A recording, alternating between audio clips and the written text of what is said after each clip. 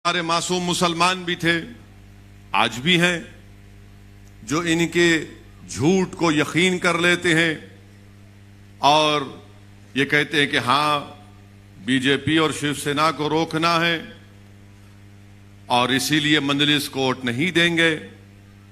और उसका नतीजा हुआ भी। शोलापुर में हमारे बाज मुसलमान भाइयों ने इस झूठ को सच समझा और उस रिवायत को बरकरार रखा उन मुसलमानों ने कि पिछले 60 साल से न सिर्फ महाराष्ट्र बल्कि मुल्क के मुसलमानों से हमेशा जो अपने आप को सेकुलर कहती हैं, उन्होंने मुसलमानों को सबसे बड़ा धोखा दिया। इलेक्शन तो हो गया, नतीजा भी आ गया। अल्हम्दुलिल्लाह मैं बड़ा मुतमईन हूं कि मंजलिस के उम्मीदवार ने यह कहकर शोलापुर के अवाम का दिल दोबारा जीत लिया कि आपने मुझे इतनी हजारों की तादाद में वोट देकर मुझे खरीद लिया। अल्हम्दुलिल्लाह ये बड़ी बात है कि किसी एक सियासी पार्टी के उम्मीदवार की कामयाबी नहीं होती है, मगर वो आपकी वोट और आपकी मेहनत और दुआओं का इस तरह से पूरे इखलास और खुलूस के साथ शुक्रिया अदा करता है और न सिर्फ जबान से इस बात का इकरार किया, बल्कि मैंने बहुत ही कम ऐसे सियासी जिम्मेदारों को देखा जो इलेक्शन में शिकस्त के बावजूद भी आवाम के दरमियान में रहते और आवाम का काम करते रहते हैं, जिसमें काबिल जिक्र हमारे फारूक शाब्दी साहब हैं। अल्लाह उनके इस जज्बे को सलामत रखे। मैं आपसे अर्ज कर रहा था कि कांग्रेस और राष्ट्रवादी ने बार बार सिर्फ यही कहा था, असदुद्दीन ओवैसी बी टीम है और बीजेपी शिवसेना को वोट मत दो वरना मोदी आ जाएगा। यानी हमको बी टीम बना दिए, इल्जाम तो लगाए, मगर जब इलेक्शन का नतीजा निकला तो अचानक ये तमाम के तमाम एक जगह जमा होकर बोले, अरे हम और तुम तो एक है ना, हम और तुम तो एक है। एक का नाम राहुल है, एक का नाम पवार है, एक का नाम ठाकरे, अपन एक है, एक हो जाएंगे। एक हो गए। और मैं तुमसे पुकार पुकार कर कह रहा था कि देखो तुम्हारा और मेरा रिश्ता वो रिश्ता है जिसको रब्बे कायनात ने कलमे की बुनियाद पर जोड़ा, एक हो जाओ, एक हो जाओ, एक हो जाओ। मगर तुमने मेरे पैगाम को नहीं समझा, अगियारों ने एक होकर तुम्हारे मुंह पर एक तमाचा मारा। वो एक हो गए। क्यों एक हुए? इख्तिदार हासिल करना था, ताकत हासिल करना था। और वो मुसलमान जो कांग्रेस और राष्ट्रवादी के झूठ का शिकार हो गया, मैं उनसे पूछ रहा हूं, बताओ तुम्हारे पास मेरे इस सवाल का क्या जवाब है? बताओ तुम्हारे पास क्या जवाब है? क्या तुम जवाब दे पाओगे? क्या तुम अपने ज़मीर को जवाब दे पाओगे? क्या तुम अपने आप से मुतमईन हो कि जिसका तुमने साथ दिया वो शिवसेना को महाराष्ट्र के इख्तिदार की कुर्सी पर लाकर बिठा दिया? क्या शिवसेना सेकुलर पार्टी नहीं है? शिवसेना भारतीय जनता पार्टी की तरह एक कम्युनल पार्टी है, थी और रहेगी हमेशा। शिवसेना कोई सेकुलर पार्टी नहीं है।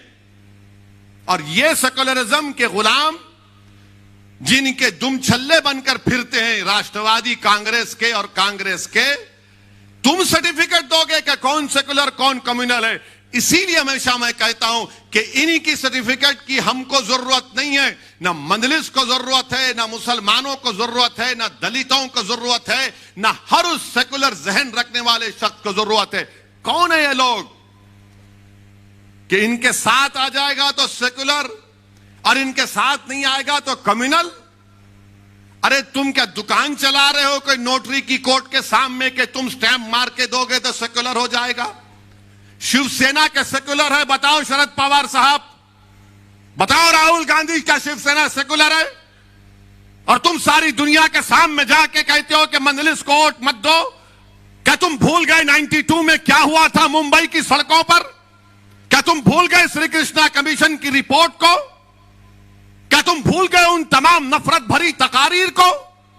बयान करना शुरू करूं मैं, एक एक चीज, एक एक जुमला याद है, मगर ये लोग अपने इख्तिदार को बचाने के लिए, अपनी दौलत को बचाने के लिए, अपने खानदान को बचाने के लिए, अपने परिवार को बचाने के लिए। अच्छा, तरफ तमाशा तो ये है, राष्ट्रवादी कांग्रेस वाले अजीत पवार 48 घंटे के दूल्हे भी बन गए थे।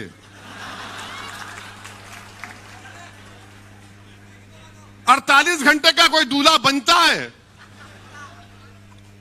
अजीत पवार और फडणवीस मिलकर शादी कर लिए।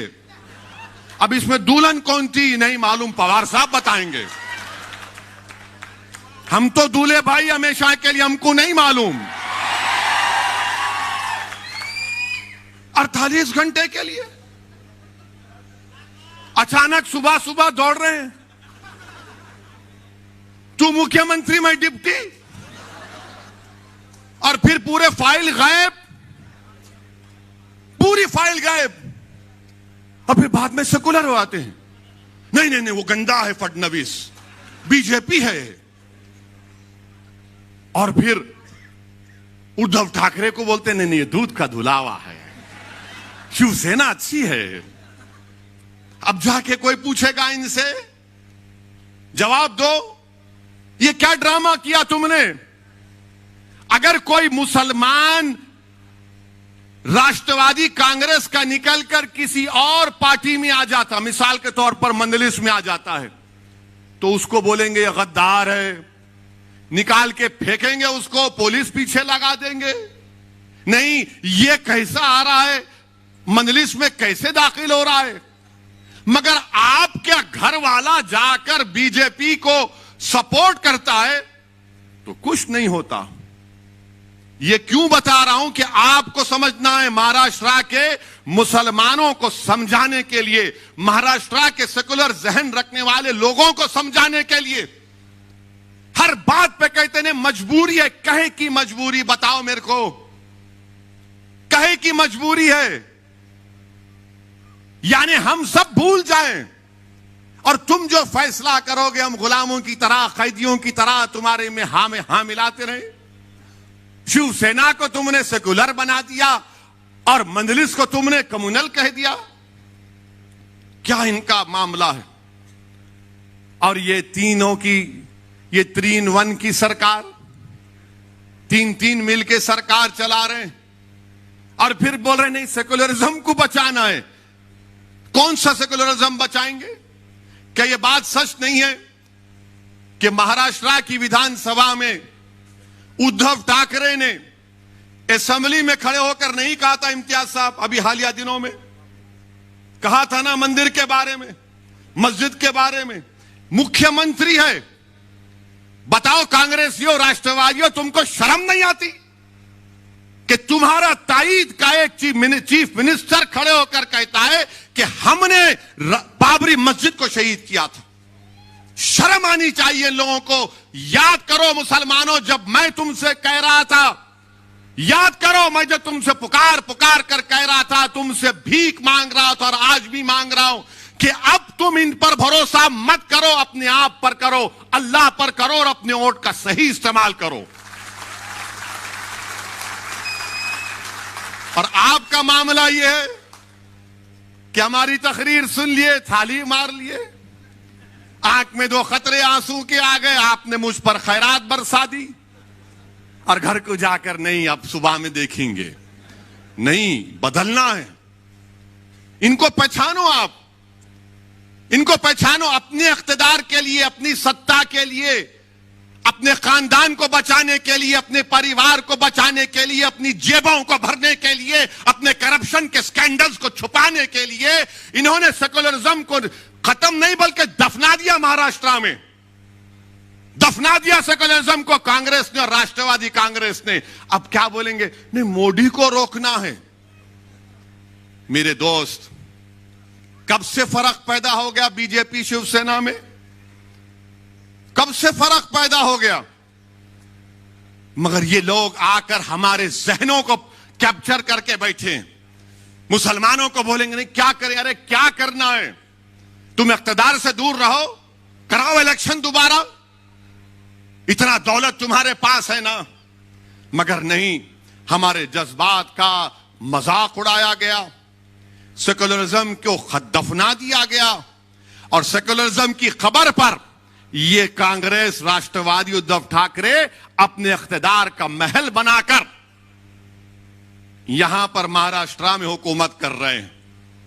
मेरे अजीज दोस्तों और बुजुर्गों, बताओ क्या राष्ट्रवादी कांग्रेस और कांग्रेस पार्टी भूल गई?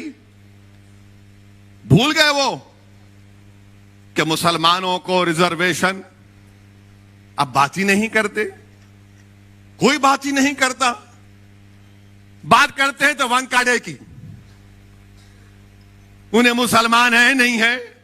अरे ये मुसलमान को जो रिजर्वेशन होना उसका क्या, और क्यों होना मुसलमान को रिजर्वेशन?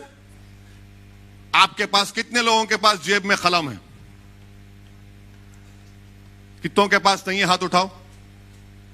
यही परेशानी है मुसलमानों से। कलम रखो जेब में, ये कलम रखो, लिखो, याद रखो इन चीजों को।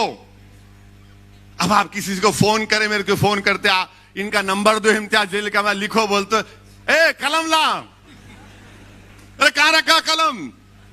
जेब में कलम रखो, ये कलम तुमको जिंदा रखेगा। तलवार जिंदा नहीं रखेगी, कलम जिंदा रखेगा। हम क्यों रिजर्वेशन की बात कर रहे हैं? मैं उद्धव ठाकरे के लिए अब तकरीर करूंगा, यहां से शिवसेना के लिए करूंगा।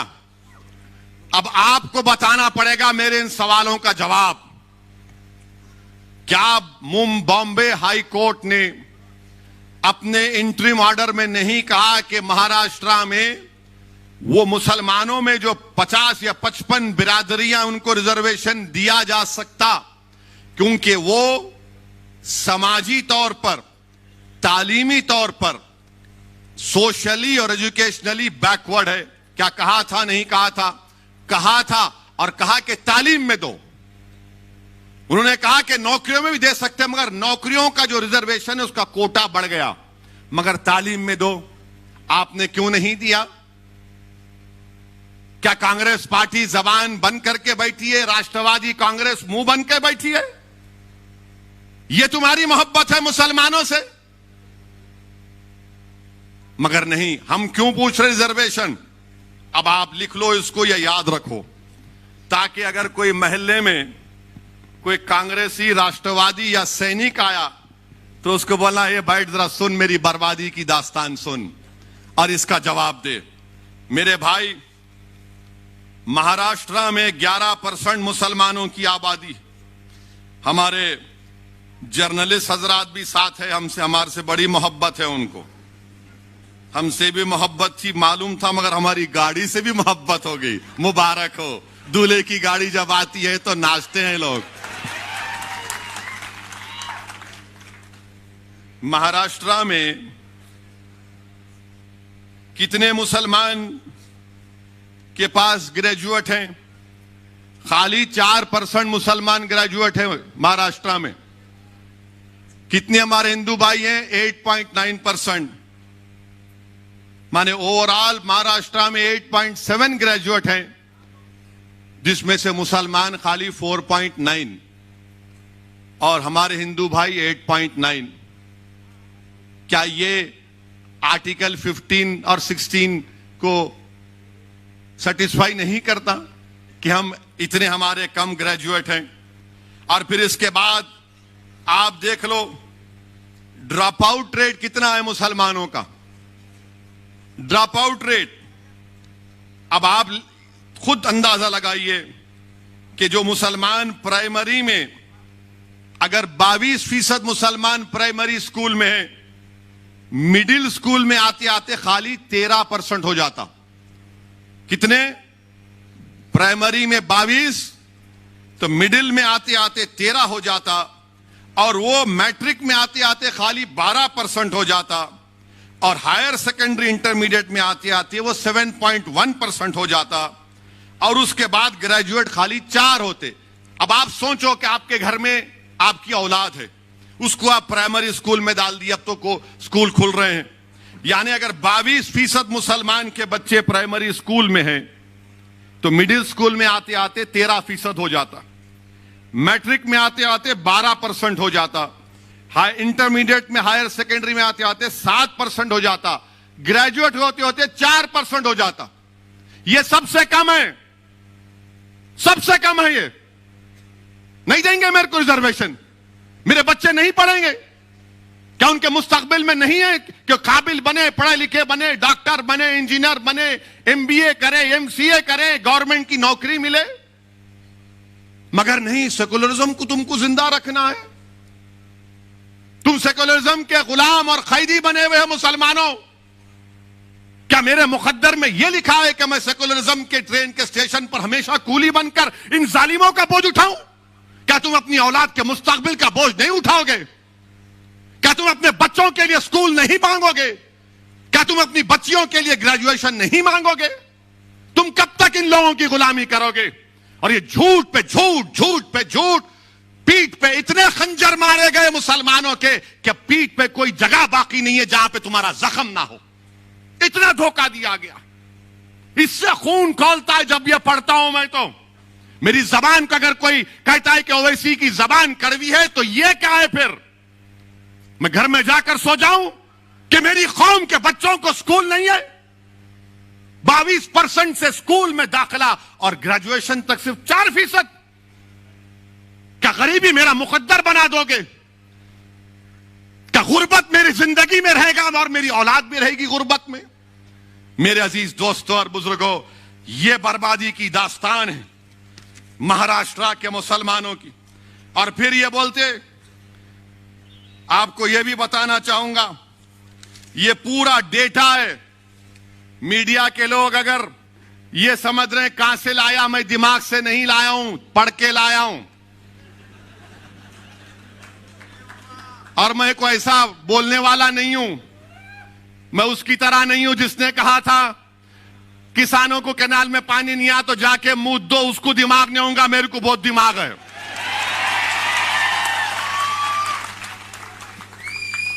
अब आप सुनो,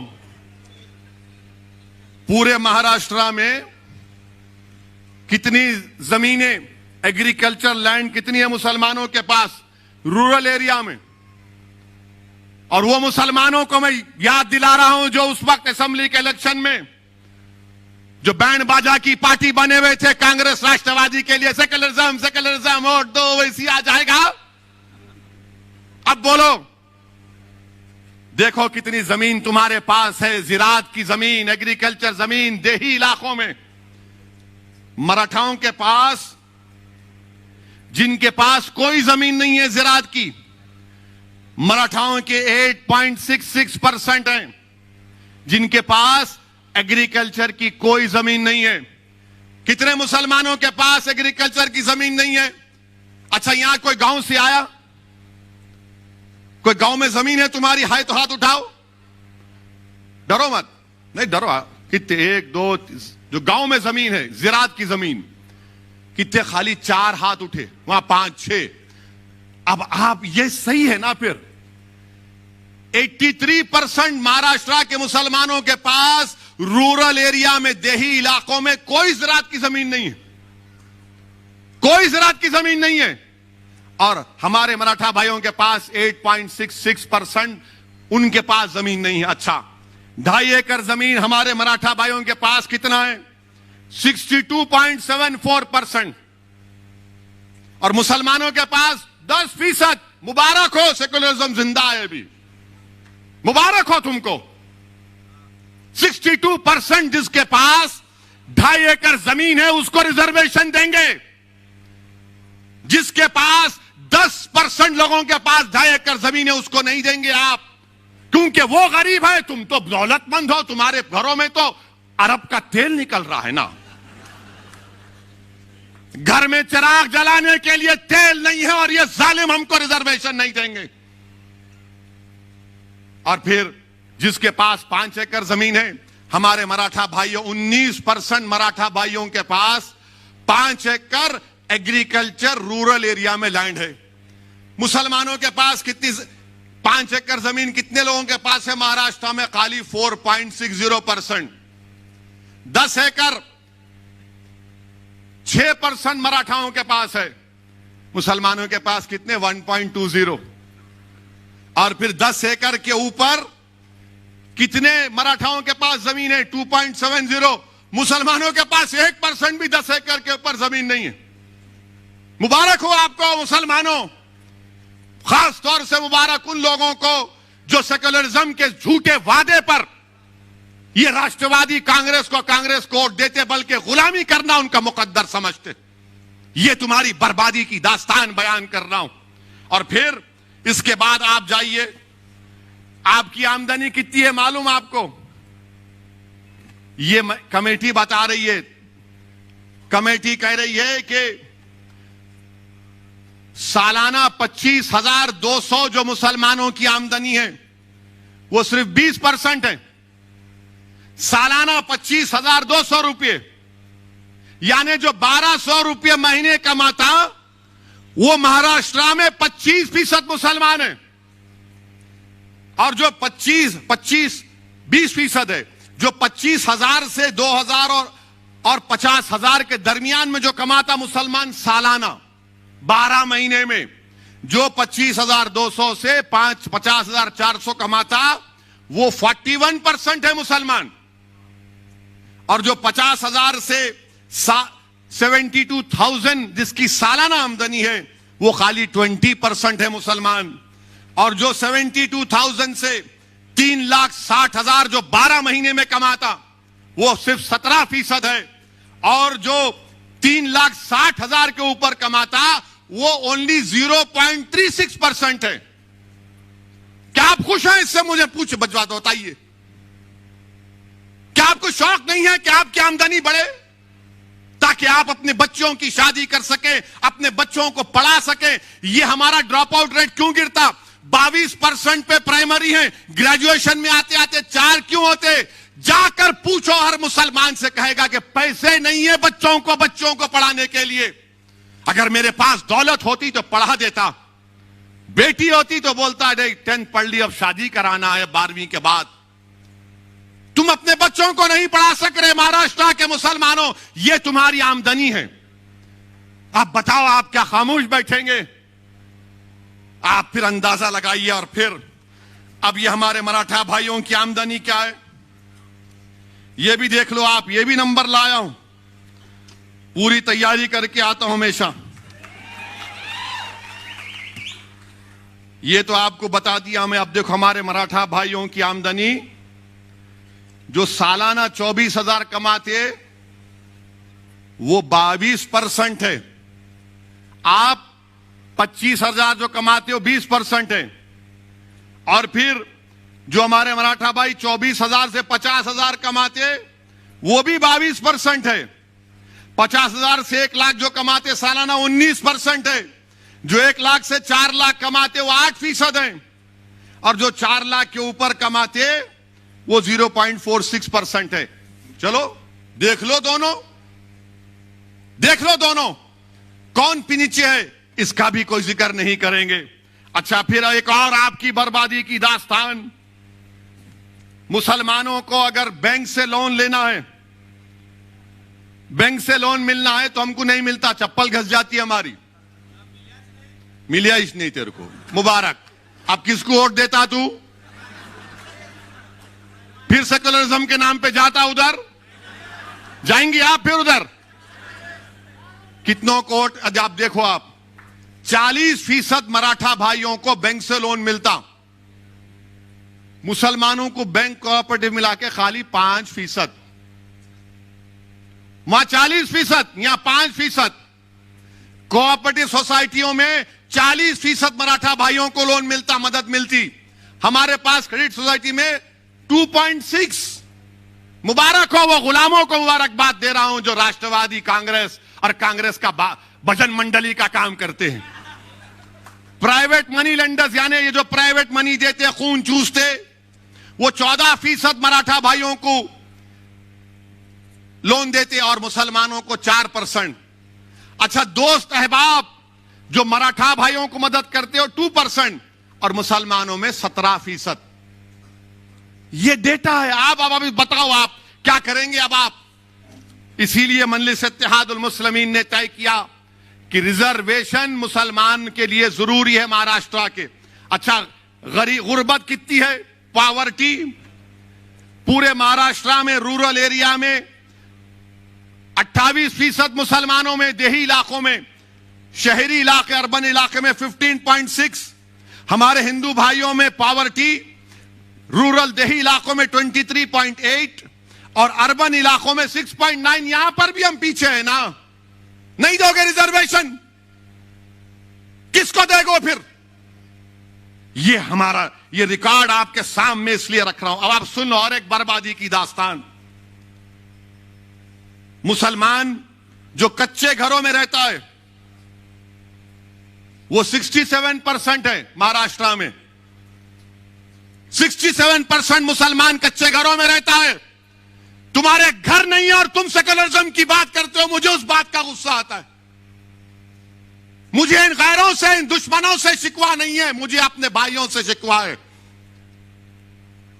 मुझे वोट मत दो मगर ये जुल्म को तो खत्म करो, ये नाइंसाफी को तो खत्म करो। मेरा हक तो मुझे दो, मुझे इज्जत की जिंदगी दो और मौत में भी इज्जत दो। मेरे नौजवानों का मुस्तकबिल दो, मेरे बच्चों को स्कूल दो, मुझे एक मुकाम दो। मैं आसमान से तारे तोड़ने के लाने की बात नहीं कर रहा हूं। ये सब क्या है फिर। मैं कब तक इन घरों में रहूंगा।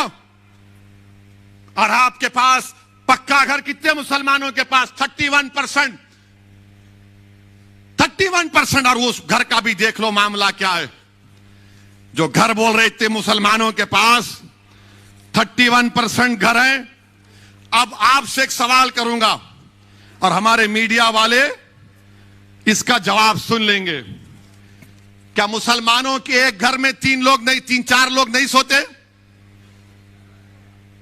कम से कम 3 लोग तो सोते हैं कमरे में, इस्तेमाल करते। जोर से बोलो, इनको मालूम होना ना, नहीं तो इन्हों हमारे पीछे रहते। अब आप ये बताओ, आपको जानकर तकलीफ होगी कि हमारे मराठा भाइयों के पास 3 रूम के कमरे 20% लोगों के पास है। 2 रूम का घर 48% लोगों के पास है।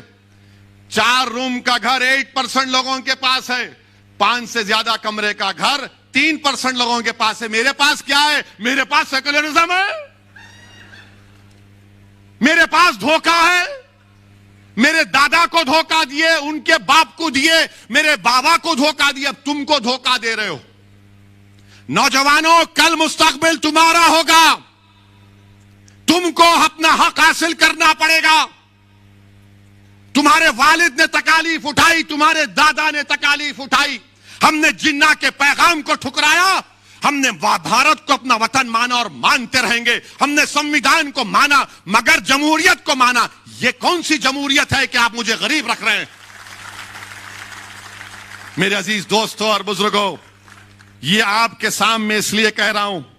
अच्छा, कितने मुसलमान स्लम में रहते हैं? महाराष्ट्र की रिपोर्ट कह रही है 54%। 54% लोग स्लम इलाकों में रहते। और आपको मालूम, हमारे मराठा भाइयों के पास 76% मराठा भाइयों के पास टॉयलेट है। मुसलमानों के पास खाली 35%। ये डेटा है। मेरे को मालूम है कि कल के बाद हमारे मीडिया वाले, बल्कि आज शाम से शुरू कर देंगे कि शोलापुर में ओवैसी ने भड़काऊ भाषण दिया। अरे थू है तुम्हारी बातों पर, कोई परवाह नहीं है। तुम जो लिखते लिखो, जो दिखाते दिखाओ, मेरी जबान को तुम रोक नहीं पाओगे। यह जुल्म है मेरे मुसलमानों से, यह जुल्म है मुझसे।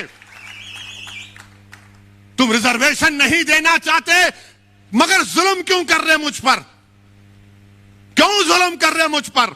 और आपको मालूम, मेरे अजीज दोस्तों और बुजुर्गों, आपके सामने हर चीज को खोल खोल कर बयान कर दिया हूं। अब आप देखो, क्या एक मुसलमान आईएएस ऑफिसर है महाराष्ट्र में? वो एक है, उन्हें बोल रहा मैं नहीं हूं, मैं हिंदू हूं बोल रहा हूं उन्हें। अल्लाह को मालूम उन्हें क्या है, आई डोंट नो। इधर भी है उधर भी है, उन्हें बिन पेंदे का लोटा है, उन्हें भी ऐसा है। और ये जो राष्ट्रवादी और कांग्रेस के बोलते अरे अरे नहीं मियां, उन्होंने आके बोल के चले जाते, उनका क्या है? अरे मैं आके बोल के नहीं जाता हूं, मैं ये तमाम हकीकत बयान कर रहा हूं। और अगर तुमको समझ में नहीं आया तो बुला लो, बैठ के बात करेंगे। अच्छा, एक मुसलमान आईएएस ऑफिसर नहीं है महाराष्ट्र में। आईपीएस ऑफिसर हमारे मराठा भाइयों के 28% आईपीएस ऑफिसर है मराठा भाई। कितने हैं? आपके कितने हैं?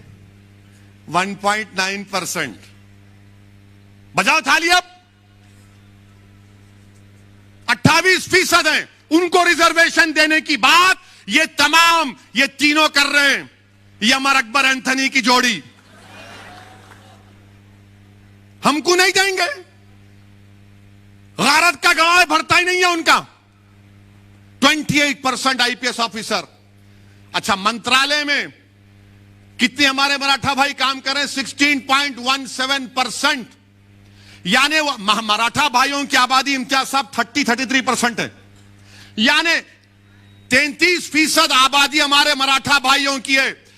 आधे से ज्यादा आईएएस ऑफिसर हैं। 28%, 33% पॉपुलेशन, 28% आईपीएस ऑफिसर। आईएफएस कितने हैं मालूम आपको? 18% है हमारे मराठा भाइयों के। आपके कितने हैं? नो, जीरो हैं आप। मेरे अजीज दोस्तों और बुजुर्गों, ये नाइंसाफी की तमाम बातें मैंने आपके सामने रख दिया। अब आप अच्छा पीने का पानी भी ले लो। वैसे माशाल्लाह ये राष्ट्रवादी और ये कांग्रेस शोलापुर में कितने 5 दिन में एक बार पानी, रोज पानी आता आपको? आता फारूक? 5 दिन में एक मर्तबा आता। हाँ,